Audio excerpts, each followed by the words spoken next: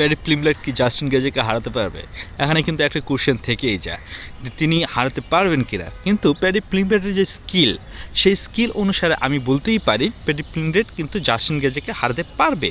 তো এখন দেখার বিষয় ফাইটটা কেমন হয়। অন্যদিকে জাস্টিন গেজে কিন্তু খুবই ভালো একজন স্ট্রাইকার, কিন্তু এলিট স্ট্রাইকার।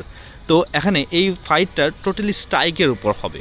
তো মানে খুবই এনজয় করবে যারা মানে এমএম ফ্যান বা বক্সিং ফ্যান, তারা কিন্তু খুবই এনজয় করবে এই ম্যাচটিকে। তো এখন দেখা যায় যে প্যাডি প্লিমলেট কি হারাতে পারবেন কি না। হ্যাঁ, প্যাডি প্লিমলেট অবশ্যই হারাতে পারবেন। তার ইয়ং, তার হি স্ট্রং, সব দিক দিয়ে তিনি স্কিল ওয়াইজ ভালো। হ্যাঁ, তার গ্র্যাপলিং হয়তো ভালো নয়, কিন্তু অন্যদিকে জাস্টিন গেজেরও গ্র্যাপলিং ভালো নয়। তিনি কিন্তু গ্র্যাপলিং করবেন, তিনি টোটালি স্ট্রাইক হবে। তো টোটালি স্ট্রাইক হলে হ্যাঁ অবশ্যই হারাতে পারবে। অন্যদিকে জাস্টিন গেজের যদি গেজের দিকে যদি চিন্তা করি, তাহলে তিনি কি হারাতে পারবেন কিনা, তিনি অবশ্যই হারাতে পারবেন। কারণ তার মতো লাইট ওয়েট ডিভিশনে তার মতো স্ট্রাইকার খুব কমই আছে। সো খুবই একটা এনজয়েবল ম্যাচ হবে।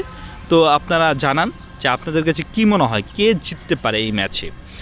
তো ভালো থাকবেন, সুস্থ থাকবেন, সাথে থাকবেন।